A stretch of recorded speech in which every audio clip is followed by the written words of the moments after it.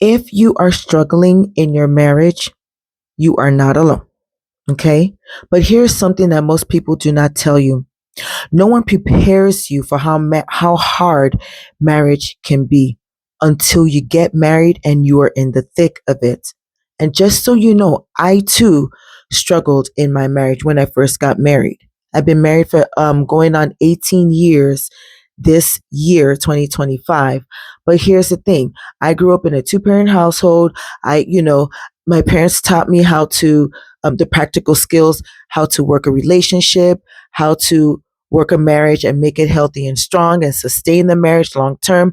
But I still struggled in the beginning in my marriage. So trust me, you are not alone if your marriage relationship is on, shaky ground. But just listen to what I have to say. By the end of this video, you will understand what's really causing the struggle and what you can do starting today to fix it. Now, if you are new on here, on this channel, just know that this is day number 5 out of 30 videos that I'm going to be pushing out consecutively. Please hit the subscribe button so that you can get more of the videos, the valuable videos that I will be putting out here for the next 30 days. All right, now let's get into the hard truth. You know, many of us enter marriage, or let me just, because this is a woman's channel, let me just talk about women.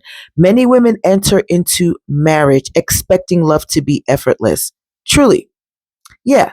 But marriage is work. I know you've heard this a couple of times from other YouTube content creators, but marriage requires work. Any type of relationship, no matter what type of relationship that is, it requires work. So why would you think that marriage would not require any type of work? You don't just get married, sit down, fold your arms, cross your legs, and expect everything to fall into place. No, everything will fall out of place and you and your husband will end up in the divorce courts. Guaranteed. I know exactly what I'm saying. If you don't put in the effort, if you don't learn those practical marriage relationship skills, I guarantee you that that marriage will fall apart. Okay? So now let's go into, communication. Communication isn't just about talking. Communication is also about listening and understanding, because if you don't listen and understand, you cannot communicate effectively. The message or the context of what's being said will get lost, and that causes conflict. Okay? And most couples just for some reason seem to get this wrong. Oh, trust me, I was one of those people that got it wrong initially in my marriage. That's why I had to run to my mom and she put me on, special ed and in boot camp to rewire my brain. But what I'm trying to say is, listen, not everyone gets it right as soon as they get married. A lot of things have to be put into place. So it's important to listen to the valuable content that I am pushing out to help you navigate your relationship and navigate your marriage. Okay. Now let's talk about emotional disconnect. You can be in the same house with your husband and still feel worlds apart. If this has ever happened to you, or if you know this to be true, drop down in the comment section and let's have a conversation about this. You see, sometimes the struggle isn't even about your spouse. It's more about everything that's weighing you down as the individual, ladies. So we always have to, every now and then, check in with ourselves and see, just to make sure, are we okay? Because sometimes there are things that's going on within us and we just tend to put it on our husband and think that he's the one that's causing the struggle in the marriage or the conflict in the marriage, when that's not necessarily true. Now, this is the advice, okay, that you probably wish you knew sooner before you got married. For those that are married, conflict is not the problem. Avoiding it is the problem.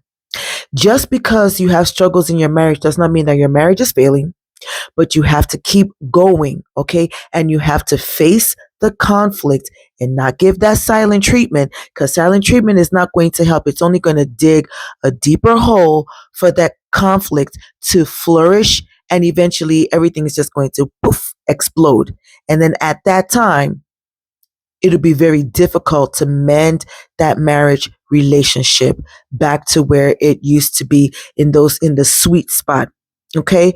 So avoiding conflict is the worst thing that you can do. As painful or as uncomfortable as it is, you do need to face the conflict, face it head on, and have those deep conversations that you don't like to have, but you got to have them anyway. Yeah, you're just going to have to bite your tongue and pinch yourself if you have to sit down with your husband and have those conversations so that you can just kind of chip away at what's really going on and iron things out. Of course, I've made so many videos of conflict in the past. Not every problem needs to be fought, and wrestle down to the ground and just kill it. No, not every conflict or every problem needs to be dealt that way. You have to know what type of problems can be resolved on a flyby, or what kind of problems need a little, tap on the shoulder. Hey, let's talk about this real quick. Or there are some conflicts though that require sitting down days on end. You got to sit down, you got to work on it, you got to strategize, come up with a plan to resolve certain conflicts. You just have to know how to navigate each one of these categories of conflict so that you are on the right track and not causing more harm to your marriage. Okay. Fights do not ruin marriage. No, they don't. But when those fights go unresolved, that is the problem right there. And let's talk about love languages, because I hear a lot of people talking about, oh, love languages. You have to know his love language. He has to know your love language. I guess those things are kind of good. I never really got into the love language. I read the book when it first came out. I don't remember half the stuff. I mean, I remember it was a good book, but ladies, it's not about the love language. I mean, the love languages matter, but when you're trying to resolve conflict, you know what else matters? Apology language. Okay. You have to remember to say, I'm sorry. I really didn't realize that what I said, what I did, what I didn't do, what I didn't say was causing XYZ. You have to be able to speak that way and in a nice, loving, pleasant manner. Speak and just say, I'm really sorry. There is no harm in saying I'm sorry. There is no weakness, ladies, in apologizing and saying, I'm sorry. Just the saying, I'm sorry, honestly, and meaning it from the bottom of your heart goes a long way. Actually, that resolves a lot of issues that you felt were probably too mountainous for you to handle. So remember those words, I'm sorry. It's not just love language here, his love language. No, remember the words, I'm sorry. Please forgive me. Those are the kind of words that I used to use. When I was growing up in Nigeria, they would say, oh, please forgive me. We would say that more than we would say, I'm sorry. So you pick and choose any apology language that you do want. Just remember that you do have to apologize if you're in the wrong, or even if you're right and your husband feels some type of way. Just say, oh, I'm sorry. I'm sorry that, this thing we're talking about is, you feel some type of way about it. I'm really sorry. I didn't mean to hurt your feelings. Stuff like that. Okay. So you have to remember that it's knowing how to make things right when you mess up. That's the key. When you mess up, do the best you can to start making things right. If you wait a while to let things pile up, I don't know what to tell you. I mean, really, conflicts need to be addressed as they occur. Okay.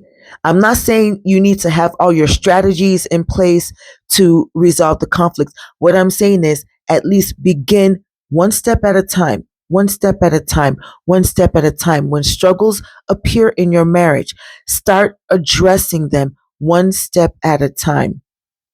Okay. You may not have to come full throttle and deal with it, right away, but at least start addressing it with your husband. That way, By the time maybe hours or days or weeks or months roll by, you and your husband are still in a healthy place while you're still trying to resolve the conflict if it's lasting that long. Okay.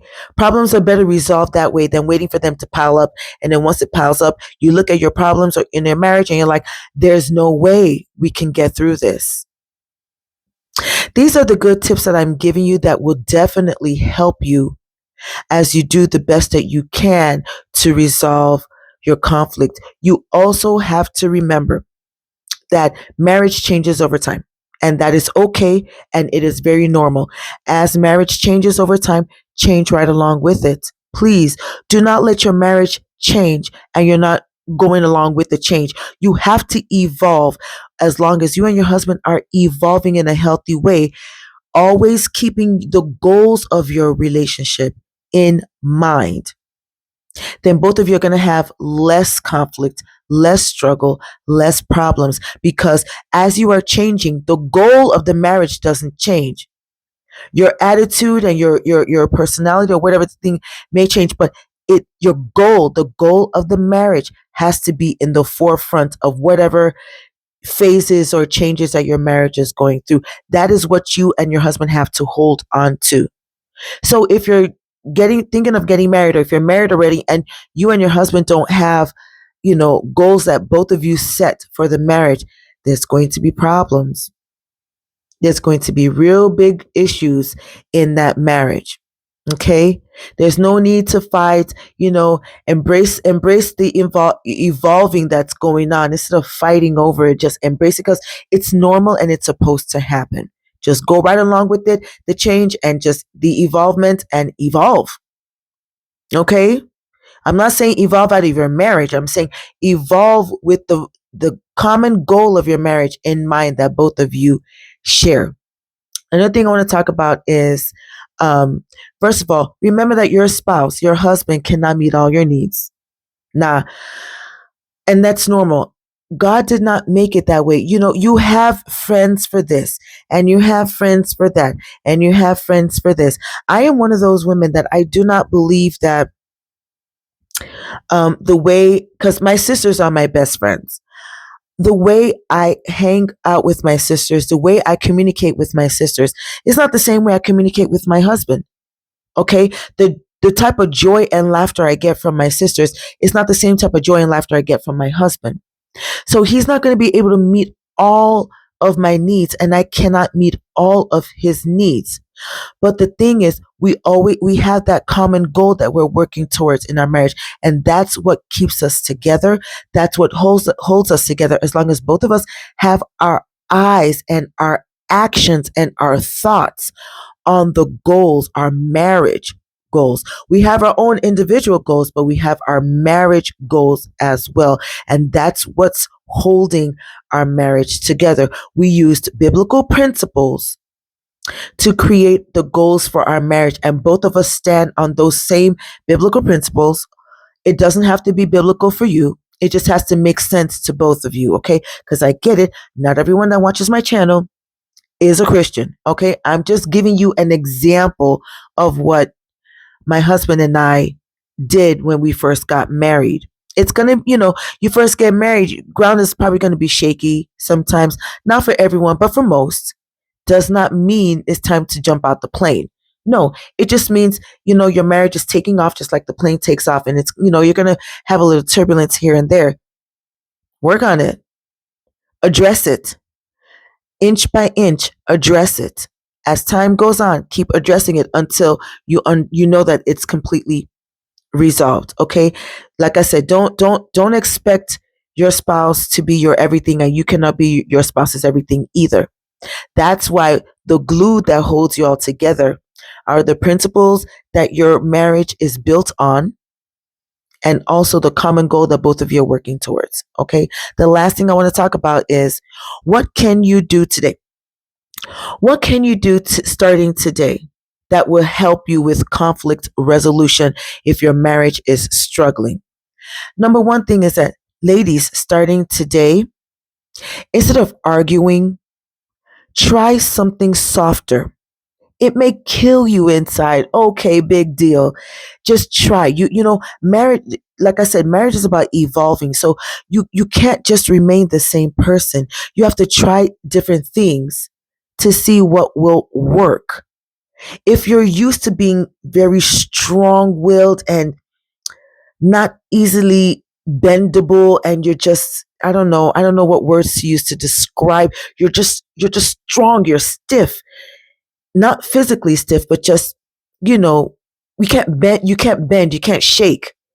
Loosen up a little bit, okay? It will help your marriage tremendously. And your husband would notice that, wait a second, this is going on and she didn't react the way she normally reacts. Something is off. And it may be a beautiful off. If you're used to being so strong-willed, and you're not bending, you're not shaking, and it's like your whole, oops, sorry, your whole mindset is made of steel, then what you want to do is soften up a little bit. That'll shake the monotony in your marriage, and your husband will draw closer just to see, was this just you know a one-time deal, or is she really trying to get better at how she responds to things? You see, that'll catch his attention. Another thing you can do is, when you and your husband are apart, maybe he's at work or you're at the grocery store or whatever the case may be, maybe both of you are working, send him a text. Okay, send him a text and say, "Hey, honey, either I was thinking of you, or what did you think about this? I saw something, and I wanted your opinion." Something like that. You know, that tends to work wonders. I use that a lot in my marriage. I'm, sending him text messages, or I'm doing this, I'm doing that, whatever the case may be. But a lot of our communication when we are both at work is sending him text messages, sending, him, I take a picture of this thing, I say, "Hey, what do you think about this?" Then he gives his opinion. It's just to keep the lines of communication open, even when both of you are not together, so that when the day is over and both of you come together, it doesn't feel like tension. It doesn't, it's a smooth transition, because throughout the day, specific times of the day, you all had pockets of times where you would just, throw out a, "Hey, what's up? Are you okay?" type deal. And then when you come home, it's just a continuation of whatever you guys were texting about. You see what I'm saying? The last thing I'm going to say you can do is make a list. Make a list of things that you appreciate about your husband. What does that do? Because when you make a list of things that you are grateful for, gratitude tends to shift everything into the right direction, no matter what's going on. That's what gratitude does. I don't know. That's just the way the Lord made it. When you are grateful, when you show gratitude, when you show appreciation, even if you are not showing it to Him, you're doing this on your own personal time. You list the things that I like about my husband. List the things that I think are his strengths. Don't worry about the negative things. That's not what we're talking about here. We're talking about list of things that you appreciate about your husband, or list of things that you are grateful for about your husband. Even if it's just one thing that you're grateful for, write that one thing down and look at it and read it, and with a smile. I guarantee you that things will shift for the better. It's just a shifting of the atmosphere in your household, a shifting of the atmosphere, a shifting of the energy within your marriage. Don't you want your marriage to shift and to have that atmosphere, that pleasant atmosphere? Who doesn't want that?